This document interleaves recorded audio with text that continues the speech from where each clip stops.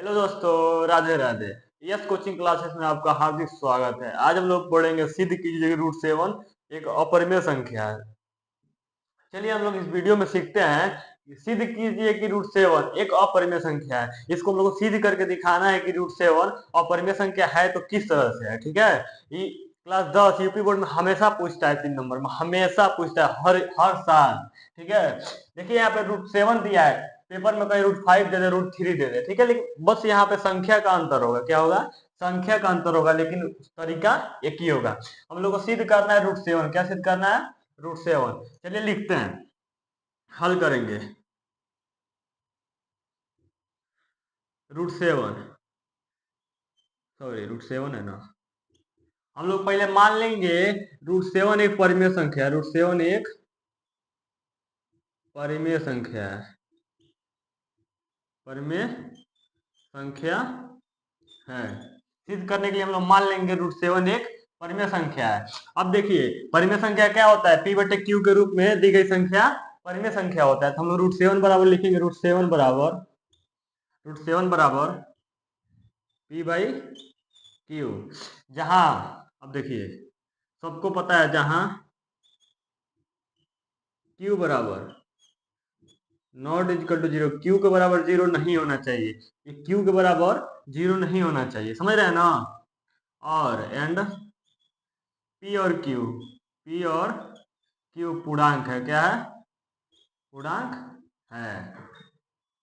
ठीक है, P और Q क्या है? पूर्णांक है। लिखना मोस्ट इंपोर्टेंट है, इसको लिखेंगे तभी पूरा में पूरा नंबर पाएंगे। जिस तरह से हम वीडियो में लगाते जा रहे हैं सवाल, वैसे ही आप लोग को पेपर में हल करना है। अब वीडियो के लास्ट तक बने रहें। अब देखिए क्या करेंगे, इस Q का गुणा √7 में होगा। √7 Q बराबर P।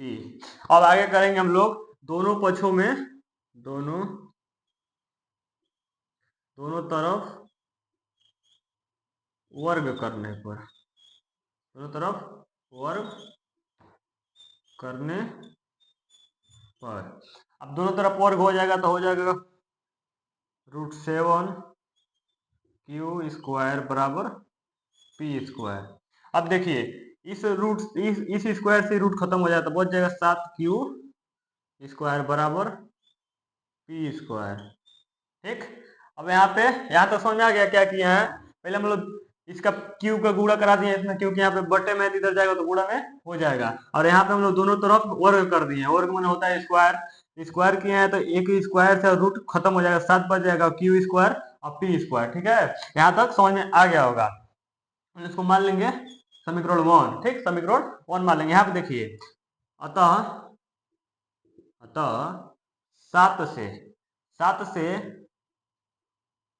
P² विभाजित है, P² विभाजित है। मान लीजिए 7, यहाँ पे देखिए, यहाँ पे 7Q है। समझते चलिए, केवल लगाने से मान लीजिए नहीं आएगा, समझना ही पड़ेगा।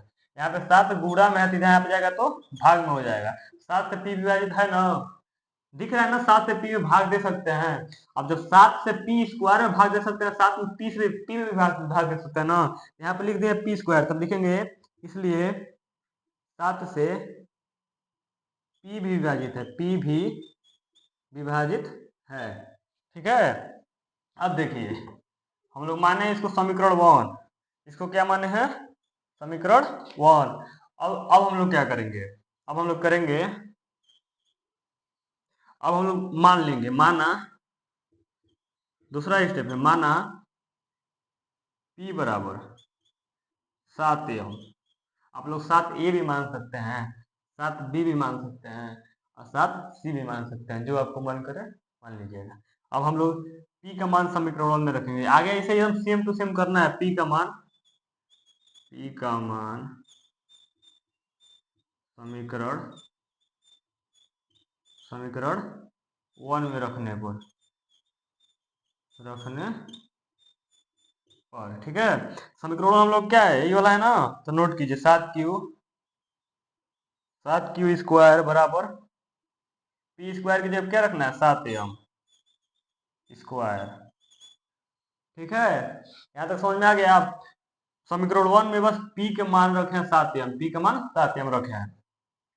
7 है तो वैसे ही नोट कर, 7 क्यू वैसे ही नोट कर देंगे, बराबर 7 7 कितना होता है 49 और m स्क्वायर। अब इस 7 से 49 कट जाएगा, 7 7 49, लिखेंगे क्यू स्क्वायर बराबर 7m स्क्वायर।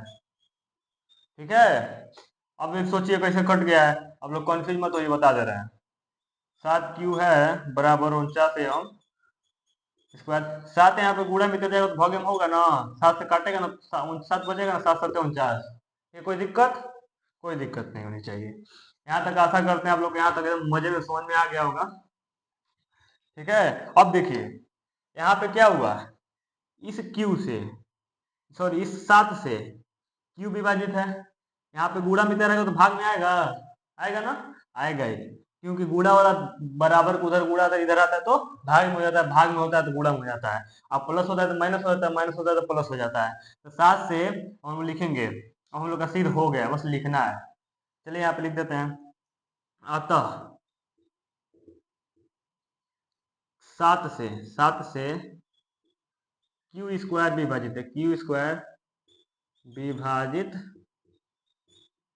क्यू स्क्वायर विभाजित है, इसलिए 7 से क्यू भी विभाजित है। हम लोग का देखिए दिख गया ना, क्यू भी विभाजित है। अब लोग यहाँ पे लिखेंगे लास्ट पॉइंट, क्या लिखेंगे, लास्ट पॉइंट, इसको मान लेंगे हम लोग समीकरण 2। अब लिखेंगे अतः, इसके बाद यह लिखना है, इसके बाद यह लिखना है, अतः समीकरण 1 इस प्रकार, इस प्रकार, इस प्रकार समीकरण 1 और समीकरण 2, समीकरण 2, समीकरण 1 और समीकरण 2 से P और P एंड Q उभयनिष्ठ है, क्या है, उभयनिष्ठ, उभयनिष्ठ गुणनखंड है, उभयनिष्ठ गुणनखंड है। अतः, अतः हमारा मानना, हमारा मानना गलत है, √7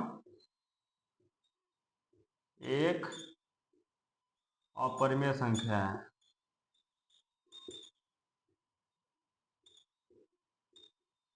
समझिए, देखिए यहाँ पे हम लोग क्या किया, शुरू से √7 को हम लोग को सिद्ध करना है कि अपरिमेय संख्या है, √7 को सिद्ध करना है, √7 अपरिमेय संख्या है कि परिमेय संख्या है।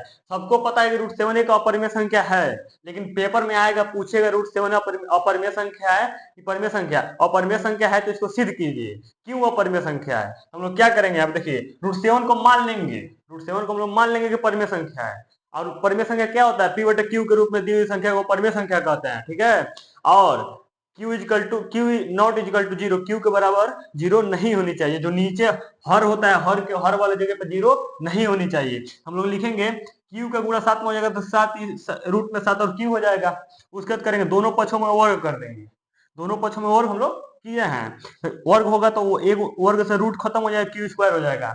उसके बाद देखिए यहाँ पे 7 से P विभाजित है और 7 से P स्क्वायर भी विभाजित है, वो यहाँ पे हम लोग लिखे हैं। उसके बाद यहाँ पे क्या किया है, दूसरा पॉइंट, मान लिया है P बराबर 7m, क्या किया है, मान लिए हैं P बराबर 7m। ठीक बाबू, और P का मान समीकरण 1 में रखें, हम लोग समीकरण 1 ये वाला है, ये वाला